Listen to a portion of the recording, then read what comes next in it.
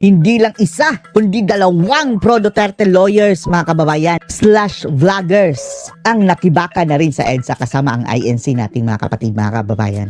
Sina Attorney Trixie at etong abogado ni Mans Carpio, mga kababayan. At dito, binigyan diin ng dalawang abogado, mga kababayan, ang kanilang panawagan sa gobyerno na do not bend the law. Panoorin niyo po. Ang boses ko, pero isinasama ko yung boses ko sa boses ninyo. Go, Attorney Trixie!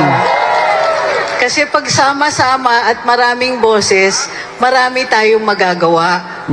So, Sama-sama pero hindi babangag. Sama-sama, we are one. napansin nyo ba na ako bilang miyembro ng media, social media at saka mainstream media, naririnig natin yung salitang bendalo. Bendalo. Hindi ba nakakalungkot? Kasi Galing sa isang senador, mga kababayan, na si Erwin Datulpok Tulfo. A single spark. That's all it takes. By 10 o'clock at night, you could see the flames up the hills. Tapos sumang-ayon naman ang ombudsboying na leukemia. ang buhay mula nang maliit tayo hanggang paglaki natin, sinasabihan tayo, Follow the law. sumunod tayo sa batas. Pero ngayon, sa panahon ni Bangag, bend the law. Nakakalungkot na mismong ilang mga opisyalis Mambabatas. natin ay nagsasabi na pwede daw pala i-bend the I-bend. law. Ang law. Mga putragis. Don't bend the law. Don't bend the law. Don't bend the law. Don't bend the law.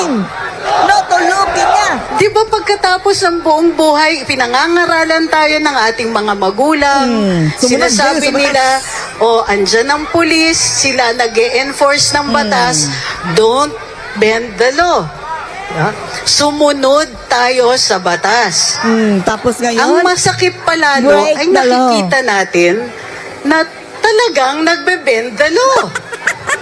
So anong Bendalo. ibig sabihin nito? bendalo. Andito ko para makiisa sa isasama ang boses ko sa boses ninyo na kung maaari, hindi dapat kung maaari, dapat lahat tayo, mahirap, mayaman, opisyal, ordinaryong mamamayan, sana sumusunod sa batas, di ba?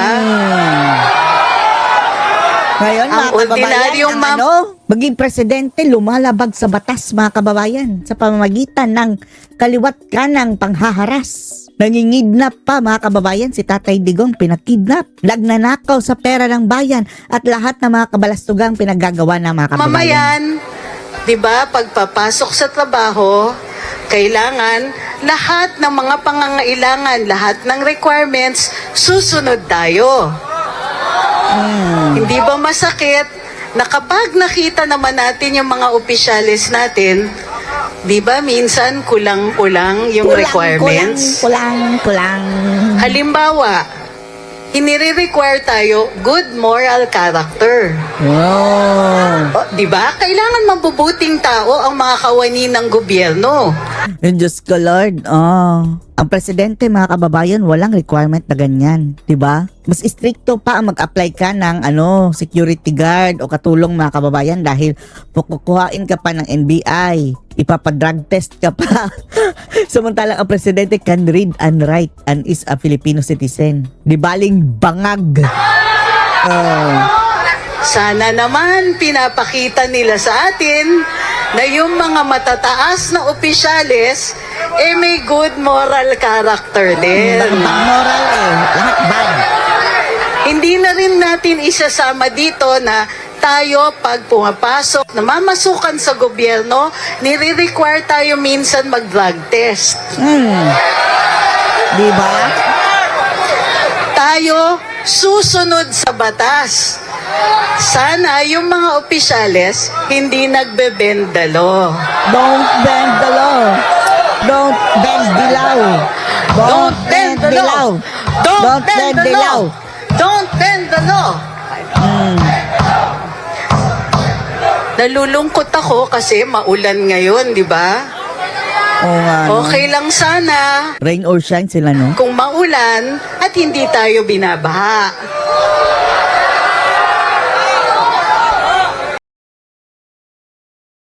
Goodbye, Mr. President. Huwag na kayong bumalik. Wala namang naghihintay dito sa inyo. Itong bansang iiwanan ninyo is in the midst of a failure of the state. Walang projects. Wala ka namang achievements. And everything is negative. Biski saan ka lumingon. So, Mr. President, I hope that with your departure, you will not return anymore. Diyan ka na lang from Canada, pumunta ka na lang sa Amerika, bumalik ka sa Hawaii. Baliktad na ang mundo. Ang kasamaan, ang lagahari sa gobyernong Marcos, at ang kasamaan yan, ang mismong puputol at pupugod sa ulo ng kung sino mang demonyong nakaluklok dyan ngayon at naghahari. Pag bumigay yan si Marcos, lahat sila tamay dyan. Kaya pangangatawanan na nila ang bendalo. Pangangatawanan nila ang pag-seal sa karapatan ng tao. Pangangatawanan nila ang tuluyang pagnanakaw. Wala na silang choice eh. Ano bang masasabi mo dito sa ginawang pagtitipon ngayon dyan po sa EDSA People Power Monument? Ang nakikita ko dito ay isang paghihinog ng panahon. Hindi na nila maiiwasan ito. At kung ito ay mamimaintain, dadami ang pupunta dyan. Magkukusa na.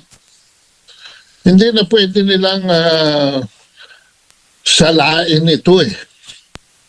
Kung baga, ganyan din na nangyari noong People Power noong 1986 kung saan ako'y nandyan sa mismong corner na yan ng Katipunan at kapig-bisig kami ng mga madre, mga religious groups namin sa Couples for Christ noon at saka Brotherhood of Christian Businessmen. Pero nakikita ko ngayon ay wala sila. At para bang politicize ang kanilang partisipasyon. Kaya ako'y labis na napapasalamat sa Iglesia ni Cristo sa kanilang katapangan, sa kanilang pagdulog sa hinaing ng sambayanan. Sa ganitong panahon, naghihintay na lang tayo ng trigger eh. Ang Malacanang, alam ko, nanginginig na mga tuhod niyan eh. Baka may every 5 minutes, nasa jumijingle na yung mga yan. Hindi na maintindihan kung anong gagawin nila eh. Kahapon, sinabi nila na hindi raw sila natatakot, keso compose, pero grabe ang harang sa Ayala Bridge. Obviously, to prevent the people doon sa Liwasang Bonifacio na pumunta sa Malacanang. Pagkayang dami na yan, 1, 2, naging 250,000 at yan ay nagmarcha. Hindi na yan narinig ko kanina yung pahayag ng kapulisan na logistics, protection, ginagawa nila ang kanilang tungkulin, pero pagkaya na nag-swell na sa numbers na nakita ko noong 1986, hindi na nila mapipigilan yan. At nung kami lumusok sa Malacanang, alam mo, ako'y napapasalamat na hindi na namin inabutan doon ng sino mang membro ng unang pamilya. Sapagkat nakita ko na pagdating doon, lalong galit na ang mga tao. At yung hilera ng mga Marcos pa rin na nakaharang sa Gate 4 lalo na ay sinasaktan na ng mga crowds. So hindi na yung mapipigilan at when the groundswell reaches a point where even as we speak now, sa aking grapevine ay may mga pagpupulong na nagagalap sa rango ng mga militar. Hindi na natin sinasama mga general dyan. Meet LuluTox, a breakthrough in hormonal wellness that starts working with your very first morning sip and attacks the root cause of your weight and energy problems in 4 clinically backed ways. 1. Liver reset. The moment you drink it, it goes straight to your liver, dissolving the Pero pag yan ay yung number ng tao ay umabot, kumbaga, sa limit na kikilos na rin mga mismong taong gobyerno, mga mismong taong militar, ay makikita natin ang paglipas ng panahon ng isang administrasyon na kapit tuko ay mawawala rin. Kung sila ay naniniwala na mapagtatakpa nila ang ginawa nilang krimen, ang ginawa nilang pagdarambong sa sambayan ng Pilipino, hindi ho mangyayari yan. Mananagot at mananagot kayo. Ang aking pahayag ng aking mga previous statement sa media, kung ako si Martin Romualdez, kung ako si Marcos, 10 ng kanyang pamilya, bago magkasakitan, ay pinapalalangin ko na magsoli na lamang sila ng pera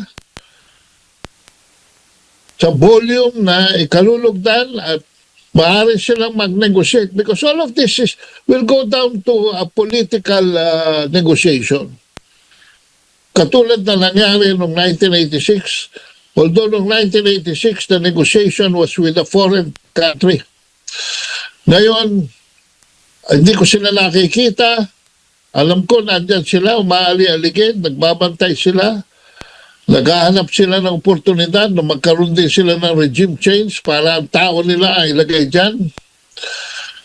Pero sa ganitong dami ng tao, pag ito'y nasustena, and it meets that boiling point where even the military will move to protect the people of the state, yan ang dapat ipanalangin natin. Na huwag naman sanang may masaktan, huwag naman sanang may magbuwis pa ng buhay para lang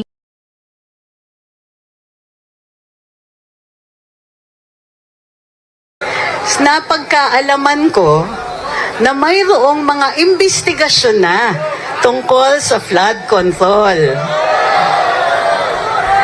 Pero ang ikinalulungkot ko, parang merong mga nauunang maimbestigahan, tapos merong ibang parang nakakalimutan.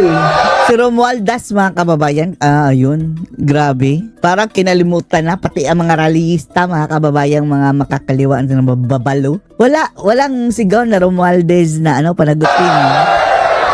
Hindi ba pag mas mataas ang iyong tungkulin sa pamahalaan, dapat mas nakikita na ikaw ay sumusunod sa batas. At ikaw ay dapat available kung ikaw ay iimbestigahan.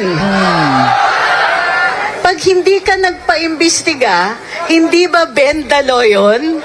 Corrected. Don't bend the law. Don't bend the law. Don't bend the law. Don't bend the law. Kung sino pa yung mga matataas ang katungkulan, parang sila pa yung nagtatago sa mga investigasyon. Ang masama dyan, okay lang sana, maiintindihan natin kung may pagkasunod-sunod, di ba? In order of appearance, kumbaga. Bakit yung iba namamadali? Namamadali. May mga Dahil piling-piling din ni mga senador Bendera. na ang bilis ng investigasyon.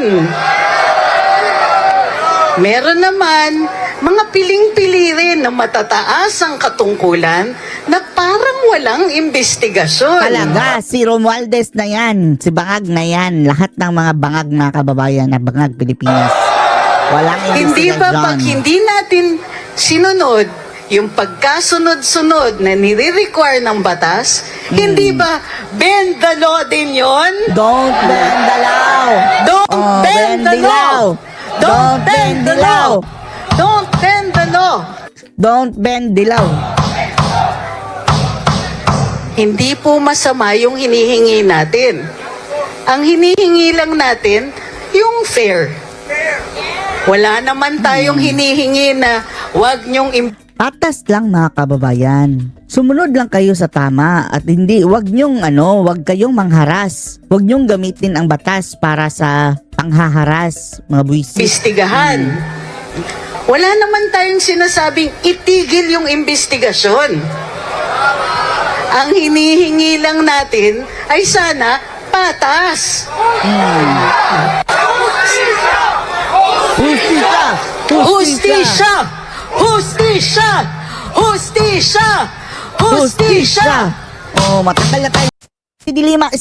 Alright, so I got my HESIT in mail. I'm gonna open it up and show you how it looks. I've heard a lot of good things about this product, so I'm excited to try it out. So, as you can see, it comes in a nice Dilima lang naman eh. Siya naman talaga may kaso mga kababayan. Nagpupunta sa Bilibid tapos doon nagtatambay na mga kababayan kasama si JB Sebastian na patay na rin, na COVID na daw.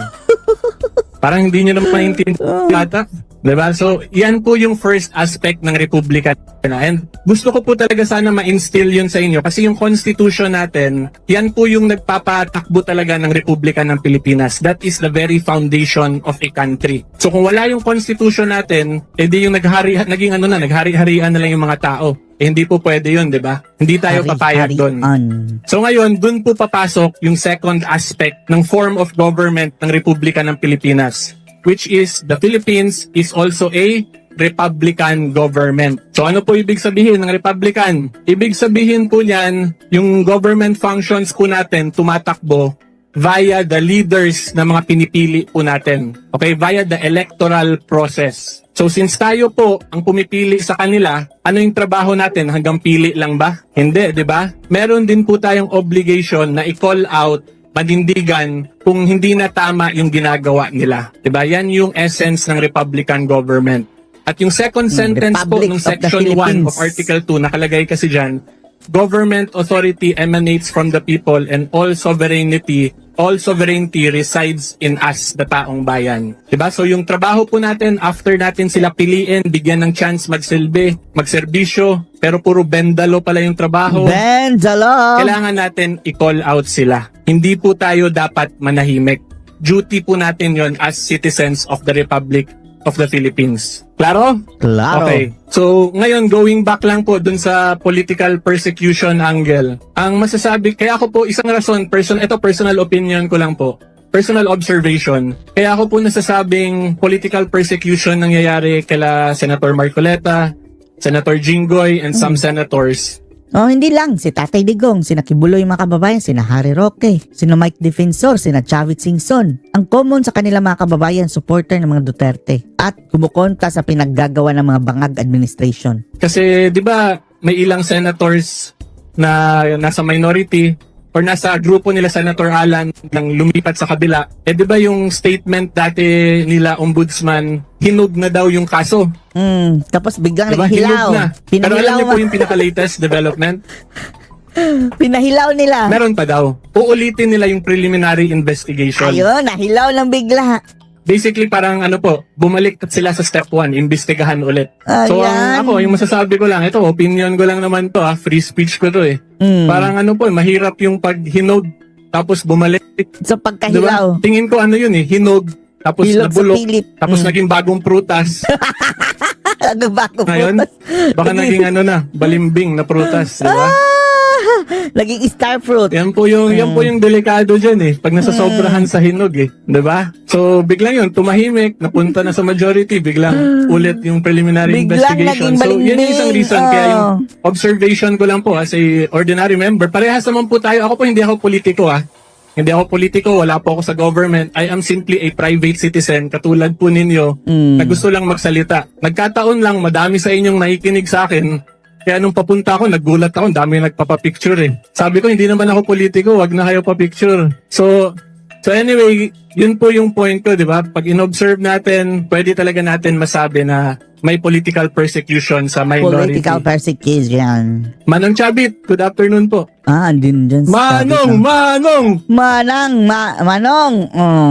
Puro mga Ilocano yan mga kababayan ha. Sinuka si Bangag. O, bilisan ko na para si Manong Chavit naman ha. So, ito last na lang din pong reminder sa inyong lahat. As long as po nagsasalita tayo, naninindigan tayo tungkol sa mga government actions, mga trabaho po in relation sa trabaho ng public servants natin, huwag po kayo matakot magsalita. Kasi hindi po yan libel, hindi po yan inciting to sedition, kundi ang tawag po dyan, doctrine of fair commentary.